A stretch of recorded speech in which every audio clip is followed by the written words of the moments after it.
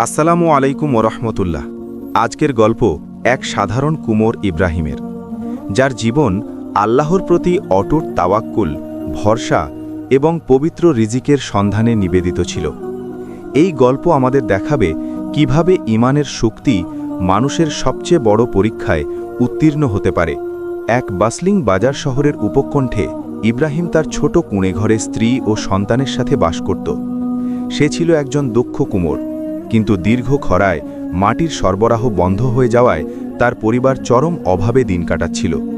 তার মনের একমাত্র সান্ত্বনা ছিল প্রতিটি কাজ শুরু করার আগে গভীর ভক্তিতে বিসমিল্লাহ পাঠ করা। একদিন তার স্ত্রী কাঁদো কাঁদো গলায় বলল, আমরা প্রায় না খেয়ে আছি, তবুও আপনার মুখে কেন কোনো উদ্বেগ দেখি না? ইব্রাহিম তার স্ত্রীর হাত ধরে বলল, ভেঙে পড়ো না প্রিয়তমা, আল্লাহ আমাদের দেখছেন, তিনি রিজিকের মালিক। যখন তিনি দেখেন তার বান্দা শুধু হালাল রুজির জন্য চেষ্টা করছে, তখন তিনি অপ্রত্যাশিত পথে সাহায্য পাঠান। ইব্রাহিম সিদ্ধান্ত নিল সে দূর পাহাড়ে যাবে, যেখানে এক বিশেষ রঙের মাটি পাওয়া যায়। এই পথ ছিল বিপদসংকুল, কিন্তু তার বিশ্বাস ছিল অটুট।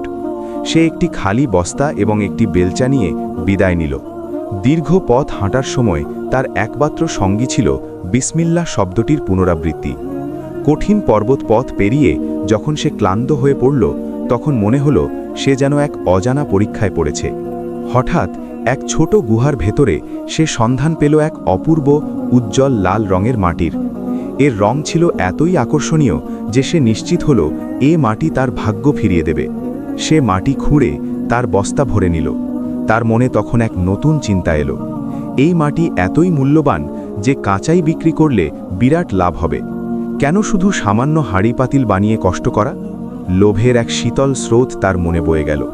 সে আল্লাহর দিকে তাকিয়ে ফিসফিস করে বলল, হে রব, আমি শুধু হালাল রুজির জন্যই এসেছি। আমার হাতে থাকা এই মাটি তো আমি আমার সৎ পেশা দিয়েই ব্যবহার করব। তবে কেন এই লোভ? সে লোভকে দমন করল। সেই মূল্যবান মাটি নিয়ে সে বাজারে ফিরে এলো এবং তা দিয়ে শুধুমাত্র একটি সুন্দর মসৃণ কলসি বানালো। এদিকে রাজ্যের প্রতাপশালী সুলতান তার মূল্যবান ঐতিহাসিক জিনিসপত্রের সংগ্রহশালাটি দেখছিলেন। তিনি একটি বিশেষ প্রাচীন মাটির কলসির জন্য অস্থির ছিলেন। সুলতানের লোভী এবং কপট উজির সব সময় বাদশাহকে খুশি করার ধান্ধায় থাকত। সুলতান তাকে নির্দেশ দিলেন, তুমি অবিলম্বে সেই প্রাচীন কলসিটি খুঁজে বের করো, এটি আমার সংগ্রহশালার সবচেয়ে গুরুত্বপূর্ণ বস্তু। উজির সেই কলসিটি খুঁজে পেল না, কিন্তু সে দেখতে পেল ইব্রাহিমের হাতে তৈরি নতুন লাল মাটির কলসি। সে দেখল ইব্রাহিমের কলসির রঙের দীপ্তি এবং কারুকার্য দেখে মনে হচ্ছিল সেটিই যেন সেই প্রাচীন মূল্যবান কলসি।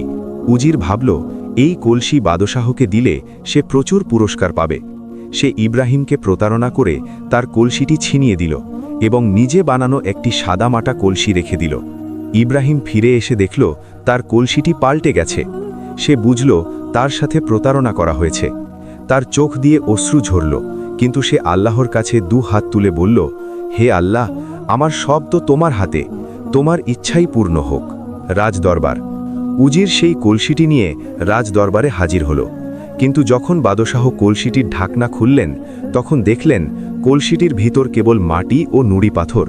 উজির ভয়ে কাঁপতে কাঁপতে বলল, জাহাপনা, আমি তো ভেবেছিলাম এটা খুব মূল্যবান। সুলতান তখন তাকে বললেন, আমি তোমাকে বিশ্বাস করে একটি গুরুত্বপূর্ণ দায়িত্ব দিয়েছিলাম, তুমি তার মর্যাদা রাখতে পারোনি। তোমার লোভই তোমাকে অসৎ বানিয়েছে।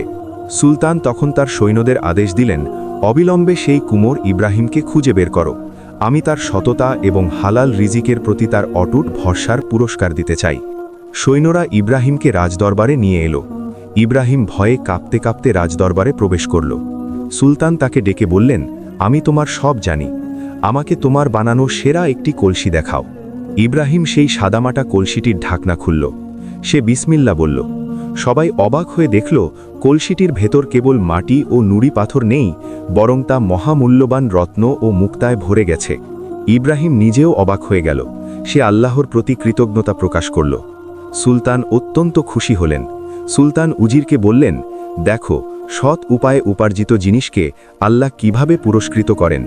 তুমি লোভের বশবর্তী হয়ে সম্পদ হারালে, আর ইব্রাহিম আল্লাহর উপর ভরসা রেখে সম্মানিত হল।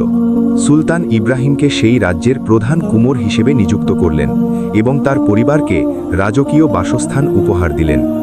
ইব্রাহিম এখন ধনী, কিন্তু তার বিনয় এবং আল্লাহর প্রতি তার তাওয়াক্কুল, ভরসা বিন্দুমাত্র কমেনি। সে মনে মনে বলল, আলহামদুলিল্লাহ, আল্লাহর পরিকল্পনা মানুষের পরিকল্পনার চেয়ে অনেক উত্তম। শিক্ষামূলক ভিডিওটি ভালো লাগলে লাইক, কমেন্ট ও শেয়ার করে আমাদের পাশে থাকুন। আল্লাহ যেন আমাদের সবাইকে হালাল রিজিকের উপর ভরসা করার তাওফিক দান করেন। আমিন।